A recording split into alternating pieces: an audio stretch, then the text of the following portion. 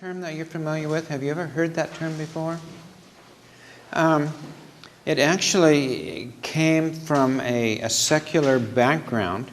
It seems like it might have a religious aspect of it as well in terms of Jesus' work on earth.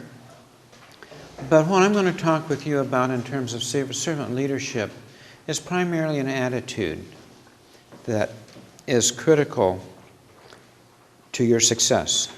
Just as we have seen in the video and the importance of creating that corporate culture and the culture of a leader, the concept of servant leadership, I think, can be equally as important. I think one of the things that we need to do is to talk with our students or our employees about not their job, but their career. What is it that they are doing today that's going to make a difference? And so your leadership then is going to help them to develop their career within or without the organization. The other part of servant leadership is involving assessment. Where is the employee in terms of their overall career? What about those who have a real leadership potential? What can you help that individual to do to prepare for wider leadership and opportunities for leadership through training and education?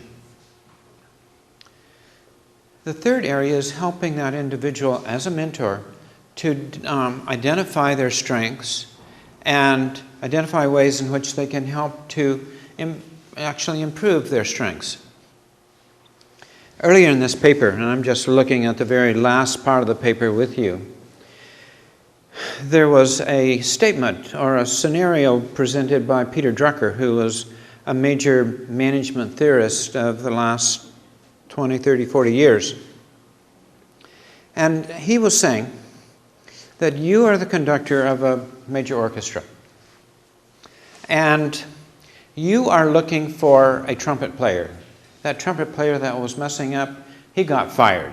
And so what you want to do now is to find another trumpet player. So who and where are you going to go look for that trumpet player? Are you going to look in the string section for a trumpet player? No.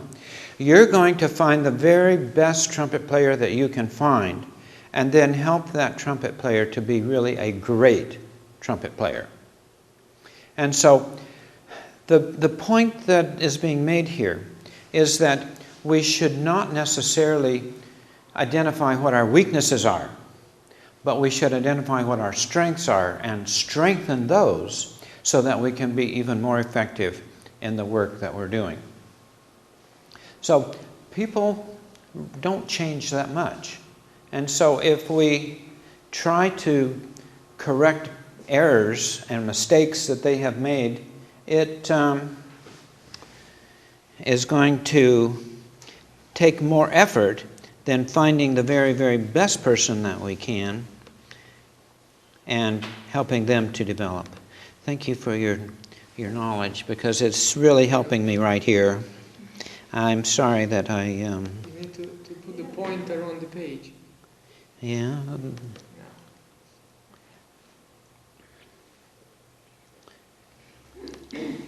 Oh. Here we go. The fourth step is to create a career development plan. Lay out specific things that you can help that employee to do. Identify milestones or critical decision points where strategic decisions may need to be reevaluated. What will the organization support in terms of development? But what's going to happen with the result, as a result of this, is that you're going to create an individual that is going to be just a wonderful, wonderful employee. And then finally, follow up on your plan. Then, this, I think, is probably the most important part of servant leadership. And the first is that servant leaders place a premium on service. What can I do to help you. That is my role as a servant leader, is to help you to be as successful as possible. Servant leaders want everyone who is following them to live a life of significance and purpose. So you're here for a very specific purpose, and I'm going to help you to achieve that purpose.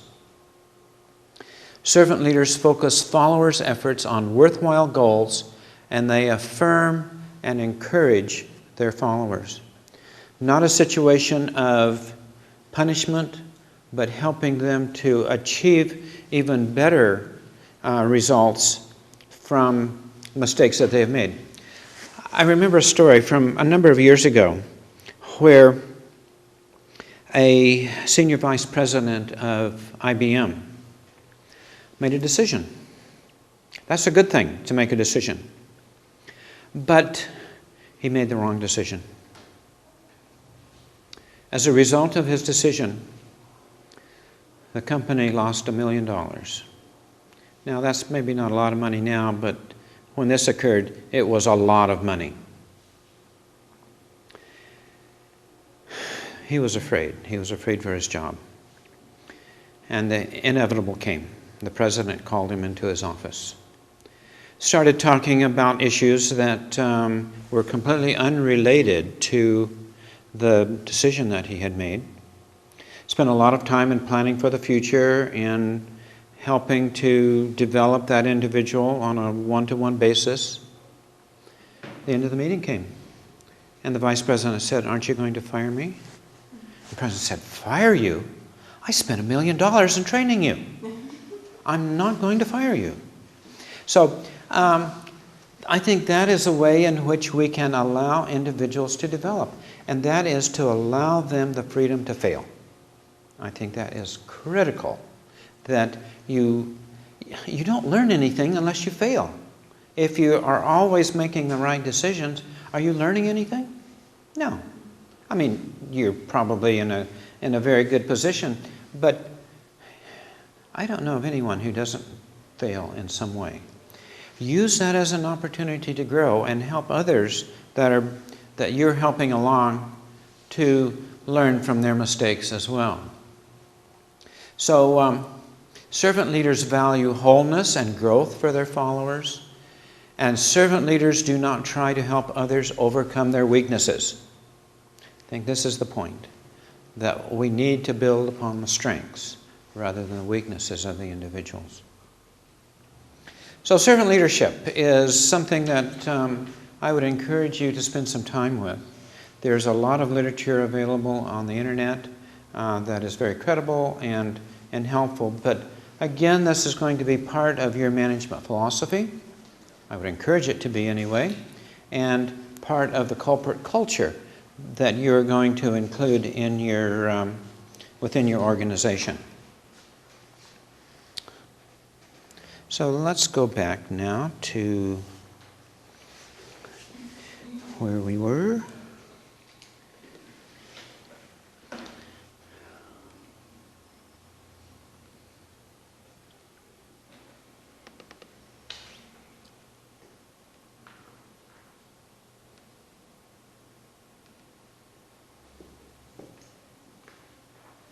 We're going to now transition to decision making. Can you make an effective decision? Can I make an effective decision?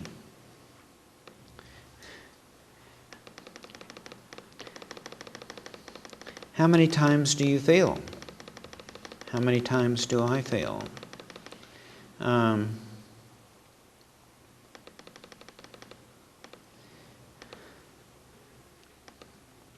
I can't do two things at once, I guess.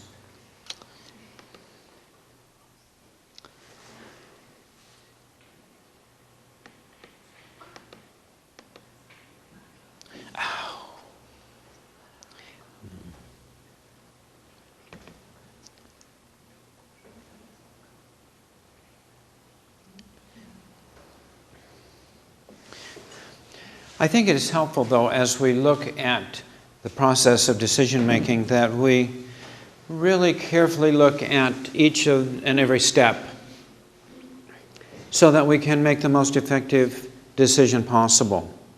This is no guarantee that you will make that best decision, but it will lead you to a decision.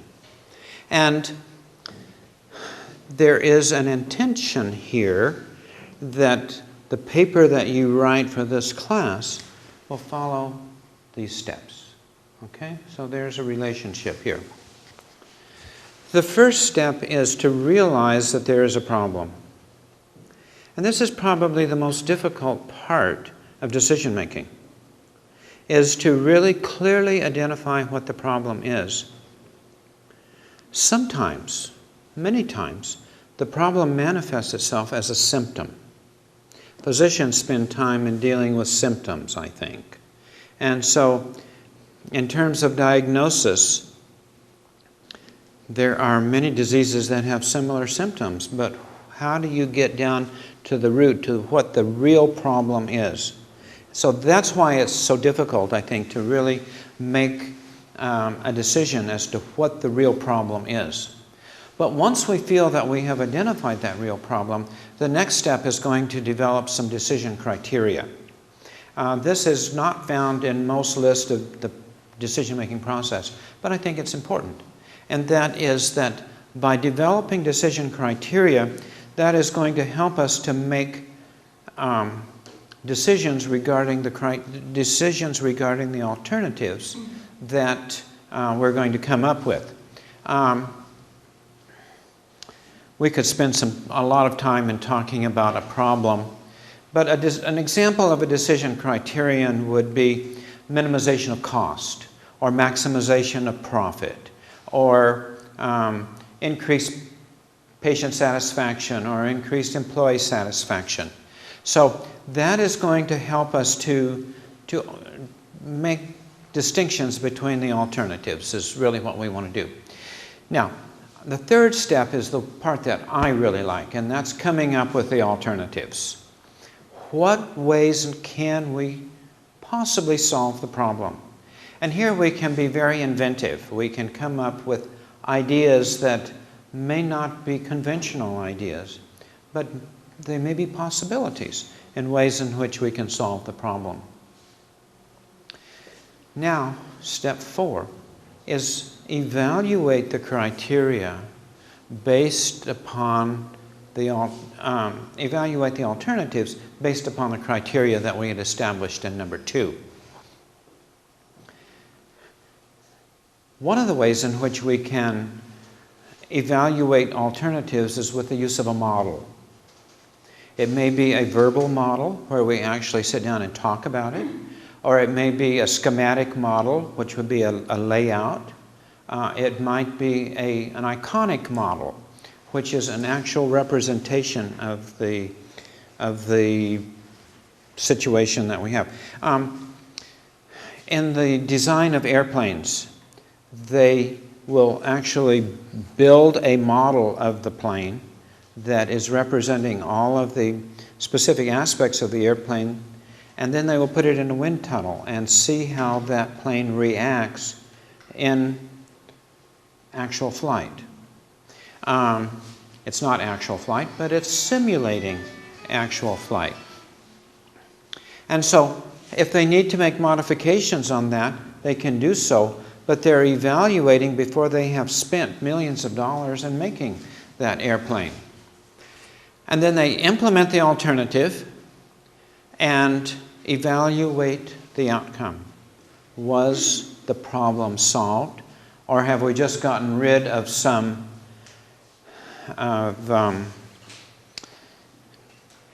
symptoms and dealt with that? Hopefully we have solved the problem. Now, I would like to take you through some steps of how to make a decision regarding location. This might be the location of a fire station. It might be the location of a restaurant. It might be the location for a food store. Really doesn't matter, but it might also have to do with layout and design. You could get down to that specific of an area in terms of looking at which is the best location in terms of the bubble diagram to to place a function. So we're going to look at this as what is referred to as a expected value analysis. Now there are several ways that we can evaluate that information that we have. These are alternatives that have been identified, and the numbers in there like 0.3 would be 0.3 million Li, or whatever unit of money you want to use there. And we have three states of nature, three things that could happen. We could have low growth in the community, we could have a moderate growth or a middle growth in the community, or a high growth. Each of these is going to influence the amount of cost or productivity profit that we're going to see from each of these locations. And so we have no control over the rate of growth, but we certainly have control over which location we choose to follow. Down at the bottom, you see the probabilities of each of those states of nature, those outcomes. There's a 3/10 or 30% chance that we're going to continue with low growth. There's a 20% chance that we will have a moderate growth, but there's a 50% chance that we're going to have high growth. Now, the way in which we're going to evaluate the data at this point is through the process of expected value. Expected value is the sum of the probability of an event occurring along with the stated outcome. So what we would do to calculate the expected value of location A would be to multiply the probability, 0.3, times the profit that could be generated there at 0.3. So that's going to then be 0.09, I think. So that's the amount of money that we would get there. But to that we're going to add 0.7 times 0.2, which is 0.14. So what is that? 0.23 is the sum. And then the high growth is 0.5 times 0.9, which is going to be 0.45. So the probable outcome, that is the profit, the expected outcome, is going to be somewhere in the neighborhood of 0.74. Excuse me. Do you understand what I was doing as far as the math? You want me to do it again? I wish that I had a board to do it. What I could do is I could use my magic pad. Okay? I hope that that's not going to destroy what's happening here. I will go through the methodology in just a moment. Okay? Now, one of the key points of this is the probability. The question that many people ask is, how did you get those probabilities? We don't know what the future is hold and what it holds, and how do we know that it's going to be 0.3, 0.2, and 0.5? Maybe we don't. So there is another approach that we can take, and that is with the decision criterion of maxi-max. Isn't that fun? Maxi-max. Okay, so under the process of maxi-max, what we're going to do is to just look at that chart and find the location that is going to yield the highest level of profit, irrespective of everything else. And so, of all the numbers there, we could get 1.1 million at location B. So the criterion is we're going to choose the best of the best. Maxi-max is what's happening. Now, the second, our third approach that we can take is mini-max. Mini-max is going to say of all of the lowest possible profit, which is the one that's greatest. So we're going to look in the second column under low growth, and so we see a 0.3, a 0.2, and a 0.5. Well, of those minimums, the largest one is location C. So we would choose location C as our place to build. Any questions about that? You all right with that? Okay, now the third one, or the last one that we would talk about would be the principle of insufficient reason. The principle of insufficient reason is saying, again, we don't know anything about those probabilities. And so we're going to treat each outcome with equal probabilities. And so all we need to do is to add the total amount of profit at location A, let's say. 0.3 plus 0.7 is 1. So 1.9 divided by 3 is going to be about 0.63, something like that. So that would be the potential profit at location A. The potential profit in B is going to be 1.1, 1.9, 21.7, 700,000 units. And then location C is 1.1, 1.9, so it's going to be the same as A. But B clearly is the one that has the highest potential under the principle of insufficient reason. Okay, I'm going to go back now and talk about the mathematics of this.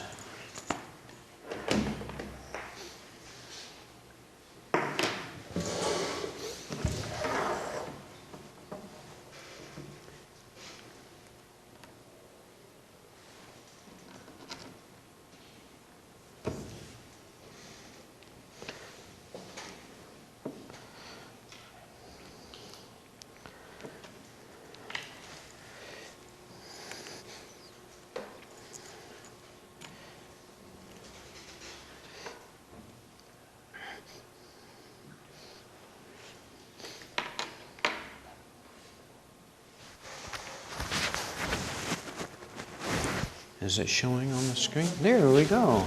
We've been there before, haven't we?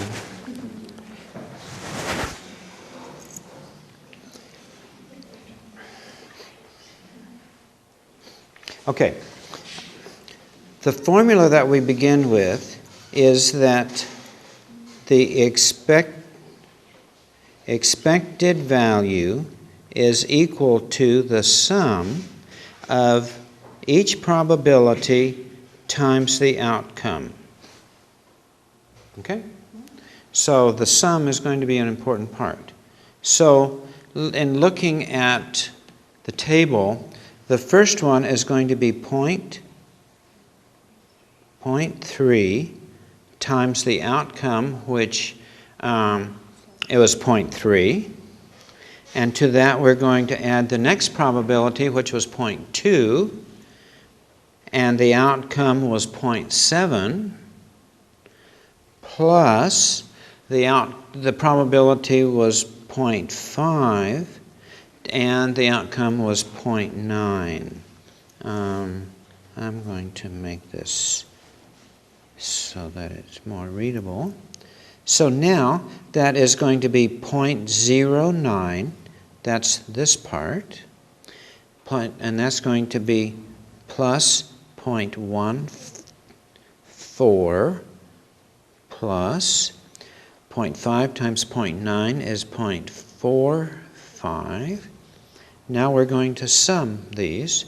So 0.45 and 0.14 is going to be 0.59, 0.68, 0.68. That is the expected value of alternative A in its profitability. Okay, so it's just the sum of the probability times the outcome. And we would do the others in exactly the same way. We would go multiply the probability of growth times the possible outcome in terms of profit, sum them across, and we will be at the point where we will understand what it is. Let's see if that one goes back to where we are. Good. Why couldn't things work that well when we first started this afternoon? Anyway.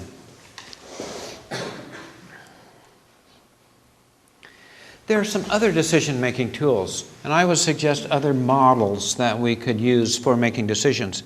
The first one is a decision tree, and it is a network that shows decisions that need to be made. And the expected value analysis that we have just gone through is used to evaluate the possible cost or profit from each of the alternatives. We're always evaluating alternatives and coming up with the pathway through that is going to give us the most profit or least cost. Now, there's another type of network analysis called Program Evaluation and Review Technique, PERT. And we're not going to go into that, but it is a similar way in which we can evaluate decisions that need to be made. The third one is linear programming. Linear programming is something that we will not get into here. I spent a whole semester learning about linear programming, and I need to go back and take it again because I don't remember a thing I learned.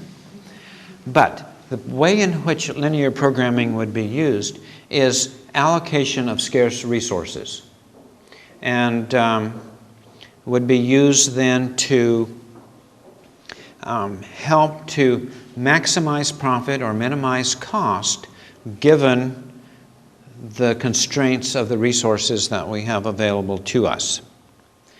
But the last one is where I would like to spend just a few minutes in talking about a decision-making tool that I have used, and this is simulation. I would love to spend my whole career in simulation and decision-making because I enjoy it that much. However, in graduate school, we were given a problem by hospital administration. The problem was that the employees of the hospital at the noon meal were being crowded out by guests. And what the employees wanted to do is to exclude guests from coming to the employee cafeteria during the noon hour, like from 12 to 1 o'clock.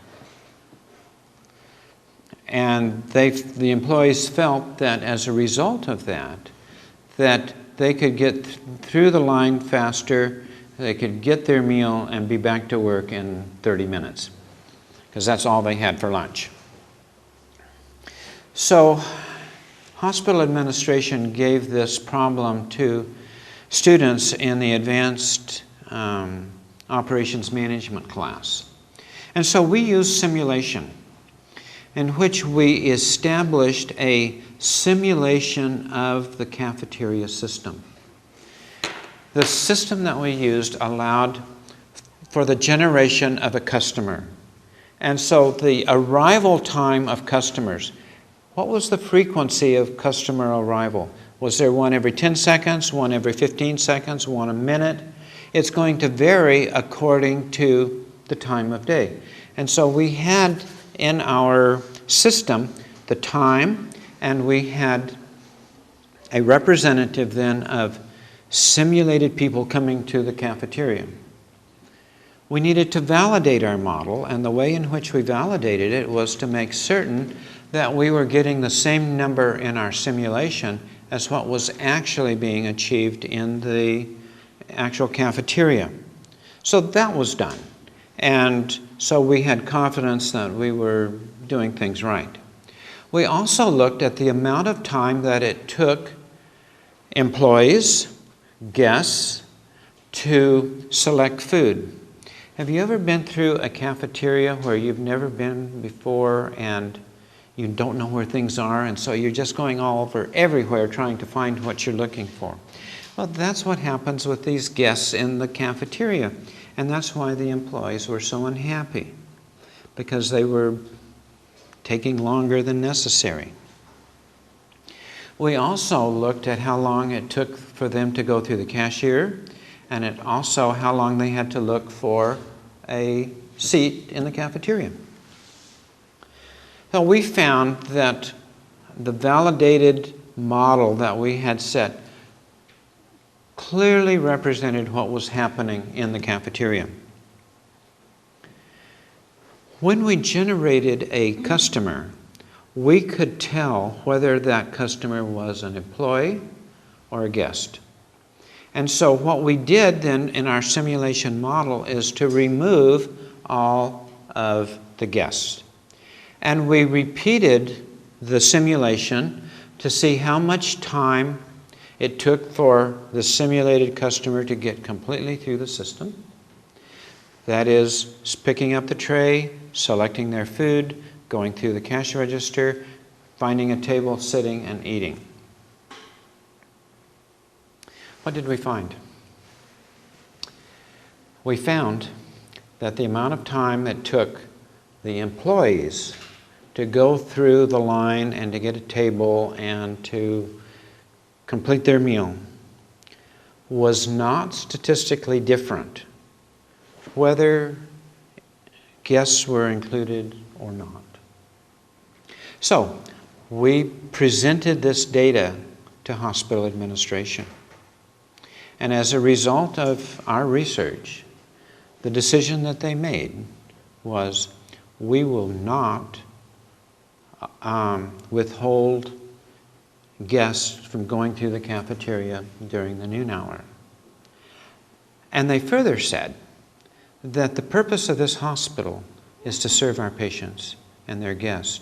And by going against that, doing what our objective says that we should do, but we're not doing, is wrong. So we are going to welcome guests through the cafeteria at any hour of the day. Employees were not happy, but the amount of time that it took was still the same. So,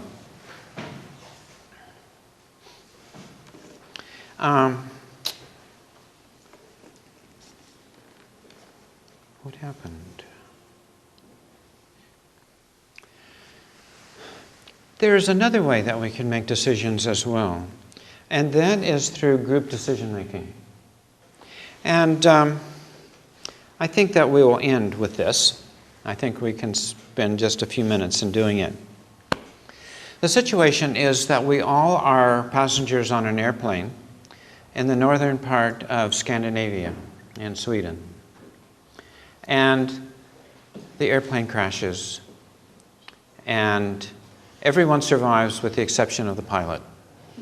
The pilot is pinned in the airplane, the plane goes down in water, and so it's gone. But before the plane sinks, we rescue some things out of the plane.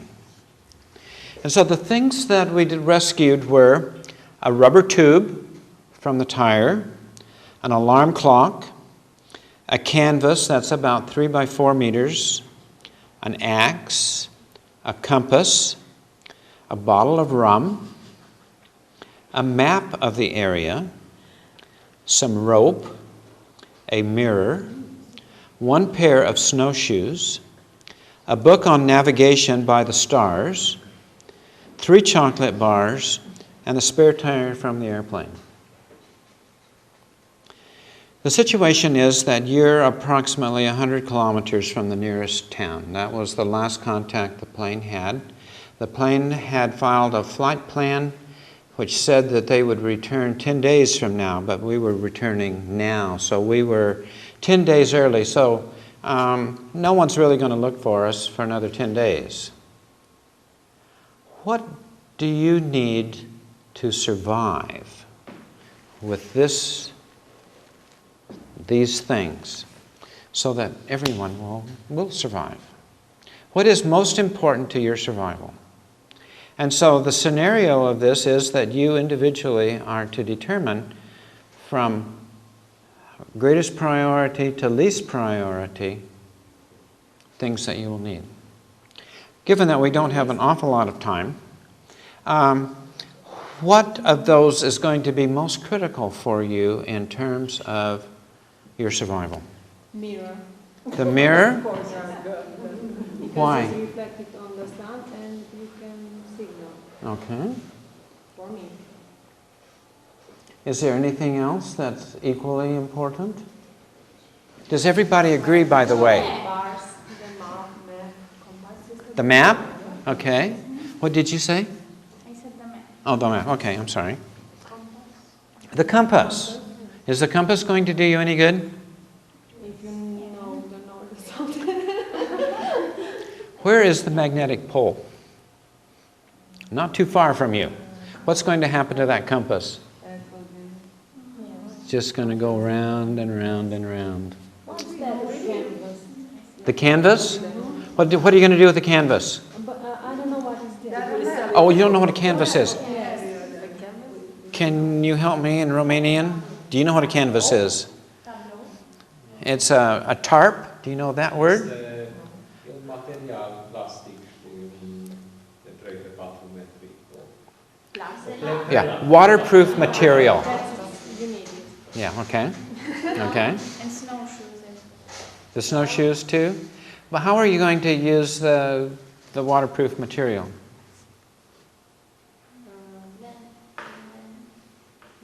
So just to wrap yourself in it? Okay. Because it's cold.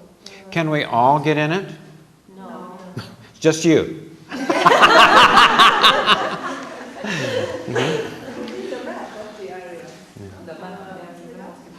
I'm sorry? We need the map. What is the map? Oh, what is a map? No, we know what Oh, it's the map of the area. Yes. Okay. Take a look, and if it's 100 kilometers away, leave it there. Yeah, right. That's not. What is an important part of your survival? Like the snowshoes. Are you going to send someone out walking in the snow for 100 kilometers in the snowshoes? No. The best chance of your survival is staying together as a group. Do not deviate from that. So, what about the alarm clock? Do you like that? What would you do with the alarm clock? If no one told me, wake up, wake up. You want to probably sleep as much as you can. Don't sleep. I'm sorry? We'll not go to sleep. Oh, yeah, okay.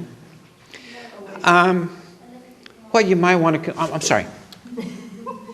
Maybe electric motor set. An electric motor? Motor set. Yeah, okay. Well, this is a wind-up alarm clock. And so the value that this alarm clock has for you is that you're going to take it apart. And you're going to use the springs and material in there to make a fish hook so that you can fish and have food. I want MacGyver. What about the rubber tube?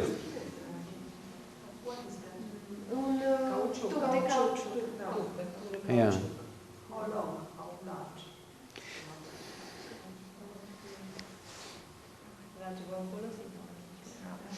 No idea. What you would do is you could use it the way it is, or you could cut it with your axe into a smaller piece and use it as a slingshot and use it for rocks to hit birds so that you can eat. Is that something that you would have thought about in terms of the rubber tube? What about the bottle of rum? If you are injured, it's okay. You're going to give everyone a little bit to drink every day? To get warm. To get warm. What happens when you drink alcohol? You feel warm, but you're really cold. And you wait for Yeah, right. But it has a lot. Injured and you have warm. Okay, that would be a use for it. It would be a very good use for it. But you could also use it to get a fire started, because you're probably not going to have a lot of dry wood in the area, and so you're going to need something, because you need a fire, and you need to get that fire going as quickly as possible. The map of the area could be used along with the book on navigation by the stars. Where's the North Star? Where you are, up in northern Scandinavia. Which way south? Almost every way is south. The book on navigation by the stars can be a very, very important part of your survival. And you tear the pages out and use that to light the fire.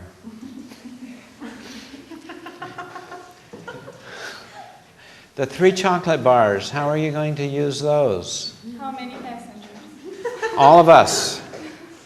It will be a fine slice. Yeah. Mm-hmm. I don't know. That is just something that is there that probably not going to do much help other than the anticipation of being able to have some chocolate at some point. Don't eat it right away. And then the airplane's spare tire. What are you going to do with that? The spare tire of the airplane.